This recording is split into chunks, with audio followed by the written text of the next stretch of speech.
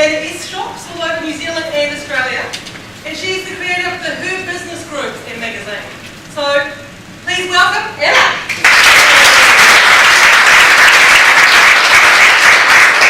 Wow, thank you, Mike. It's wonderful to be here, and this is a very different platform for me. I'm very used to being the first speaker, and it's all a lot more serious, so perhaps I should have been first on the not second to last. But anyway, it's probably a little bit more of a serious story. I'll endeavour to give you lots of great examples, but I've sort of tried to identify some of the stuff that happens in my environment that I thought might be useful to a group like this, having not really known exactly what this group would be, so I can see you all having a lot of fun.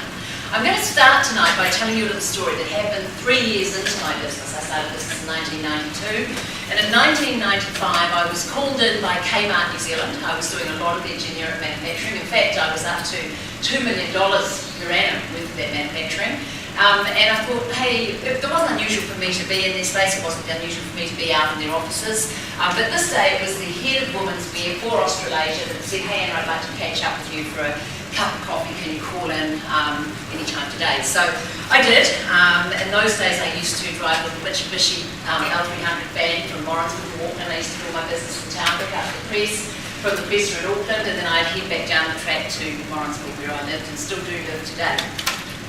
But on that day I stopped in at the head office of Kmart, sat down with the head buyer, and it was there that she told me that the 7-day, $2 million business that I was enjoying with Kmart was all over. So I climbed back into that van of mine and headed back down to the Waikato, and I thought, oh my God, what do I do now? So tonight I want to talk to you about the business of fashion, because I truly believe that that is the difference, that is the thing that has set me apart in an industry that is fraught with failure. We are, and I work in an industry that eats its young for breakfast. We do not support, we do not collaborate, we do not align. Our world stops and starts within the parameters of the organisation that we run or the space that we operate from. It's quite unusual, and it's wonderful to actually have stepped outside. Whilst I have 30 sites throughout Australia and New Zealand, I have 3 in Australia and the rest of them are in New Zealand. They range from sort of Matakana up right through to Invercargill. I've truly seen the difficult environment that we have to operate in, and have started to move outside and do lots of other wonderful things that have brought the balance into the company that I run today. Some of the other hats that I wear, I'm a publisher. Not only have I published 3 books, but I've also run the Her magazine, a women's business magazine that I've had for about 8 years, but it was around for 10 years before that. I'm incredibly philanthropic. I love to call myself a prostitute to all charities. I'll essentially go out there and work alongside anyone that I believe has a strong agenda, a great vision, and is sort of leading the way in a domain that I perhaps see that I can add some value to. At the moment I'm working with Women's Refuge in the Waikato, so that's all very foreign and new, but it's certainly a domain that I feel that I can sort of add value to. And the last hat I have is that I'm a mum. Whilst I built this business of mine over the 21 years, my children were very young. I started and they were sort of 1 and 3. They're now 25 and 22, so they probably can't be classed as children, but I'm essentially now looking at them to be my succession plan. So the guts of what I want to talk to you tonight is probably about the 4 things, or the 4 key steps to success that I've identified that set me apart in an industry that is very competitive. You know, and at the end of the day, I just make frocks. And there's so many people out there that produce frocks for this environment, in the Australian environment. So I've constantly got to look at how I set myself apart. What can I do that is different? So I've identified 4 steps, 4 steps that all begin with P to make it easy for you to remember. I'm going to work quickly through those. The first thing is push. You know, every day I get out there and I strive to be equally as good as any gold medalist. You know, and it's not about just working 40 hours a week, it's about working 80 hours a week. It's about loving what I do every damn day. And even after 21 years of being in this business, I still go to work and find that I love the people that I work with, I love the environment, I love the products and services that I put into the market. Yet so many people I work alongside, or nurture, or mentor, or endeavour to help aren't in that space anymore. They're truly not. So I do push myself, and I've had to get saying how good I've become at eking out a trade or eking out a business in the fashion industry, but that hasn't been without lots and lots and lots of practice. I remember my first fashion week. That was in 2002, and I was part of a group show where I showed with 2 other designers down at the Town Hall in Auckland. I was incredibly proud of that effort, and at the end of the show, one of the very capable buyers from Australia came up the back to see me and said, "Wow, Anna, that was a great show." She said, "Did you have another look at your collection?" So she went through the collection. I thought, "This is great, this is what I'm looking for." Orders across the ditch. She took one look and she said, "Okay, well, I'll watch what you do next year and I'll watch what you do the year after. I'm probably looking at a 3-year plan before I place an order with you." And I thought, why would it take 3 years? Why would you want to buy this collection? It's great. But it is about practice. When I look at the show that I put on for Fashion Week this year, I was one of the top viewed shows for the TV3 on demand. Now that wouldn't have been the case in 2002. So this brand of mine is truly growing within the market, and it has been about pushing myself hard. It's been about becoming incredibly good at what I do, and it's been about practicing it every damn day. Now, along with that push, there also becomes perils. There becomes the risk of being in business, and there's a hell of a lot of risk. Who ever learned to ski without falling over? So it is about taking risks. It is about pushing yourself. So I remember when I first started to learn to ski, I was so damn scared of a snowboarder going into the back of me and me ending up with a broken leg and never being able to run the business that I love so much. I never got off the green slopes. But I managed to encourage my children to go through the whole process of lessons and pushing themselves and driving themselves on that mountain.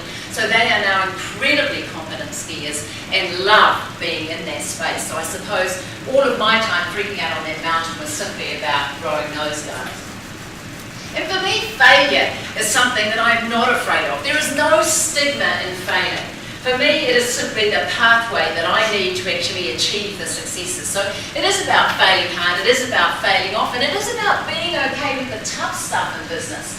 I mean, some of you would have seen all the drama that unfolded around Fashion Week this year with that damn bear rug.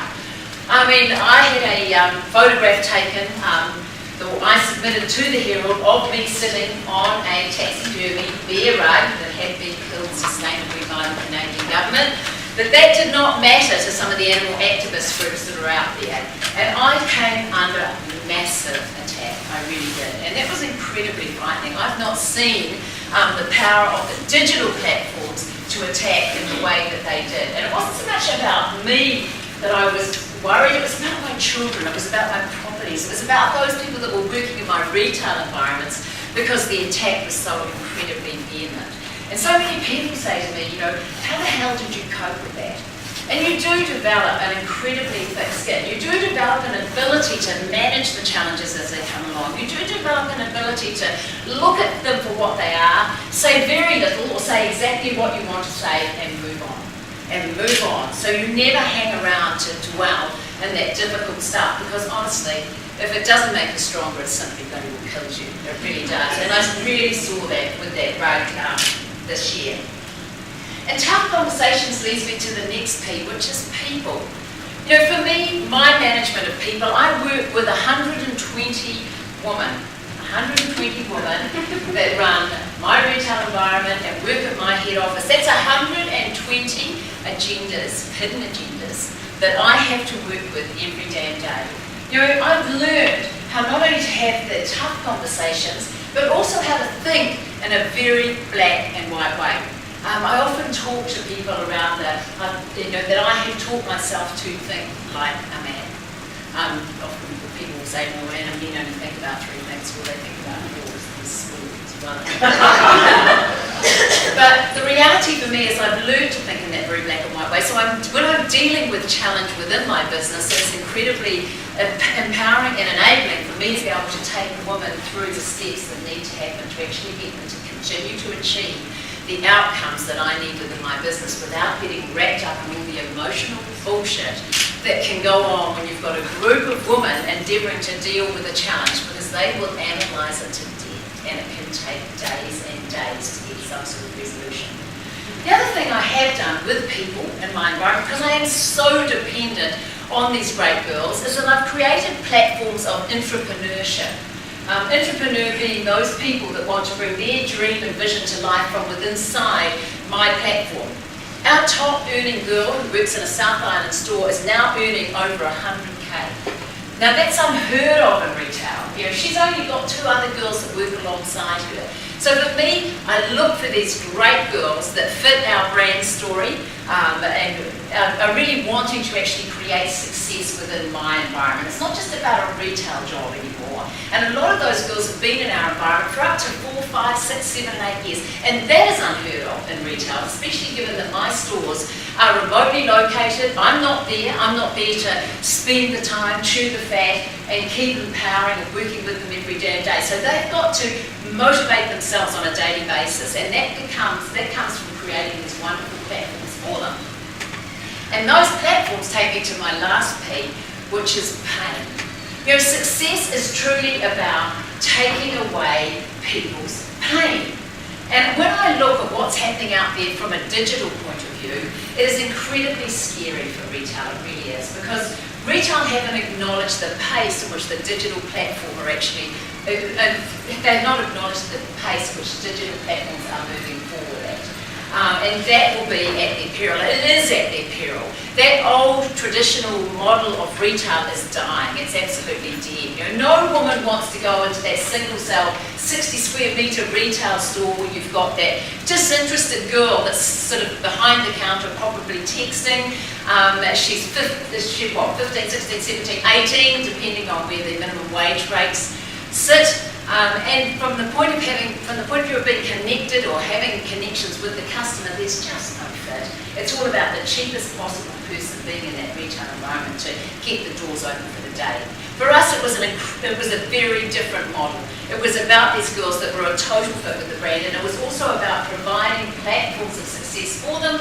So we created the Birds of a Feather retail stores. So instead of the single cell retails, which we are now closing down, we have these 600 square metre retail stores that have a collaborative partnership happening in them.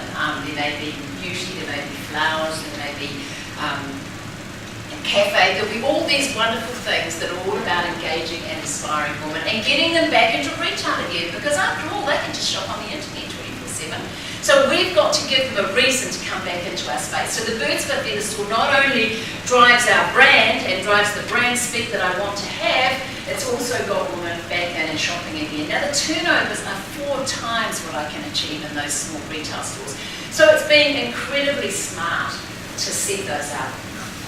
And that leads me right back round to the first story that I started that I opened this presentation with, which was my journey into Kmart New Zealand, and the news for me that it was all over as far as that $2 million 7-day business was that I had with them.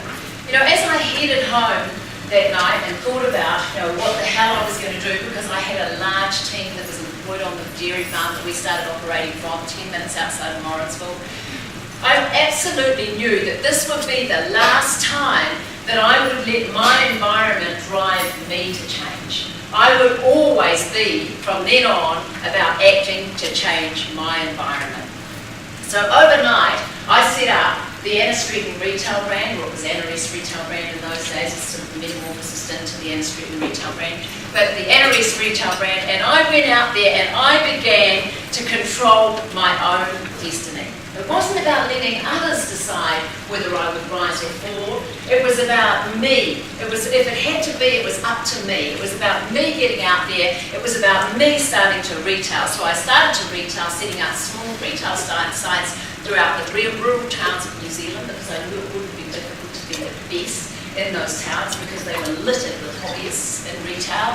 And then from there, it worked. I was able to then take the retail model into the cities, onto platforms like Fashion Week, and into the digital space. So that has been my journey, and those have been my sort of 4 key P's to success, I suppose. And I'll leave you with one of my favourite sayings: the brave may not live forever, but the cautious may not live at all. Thank you.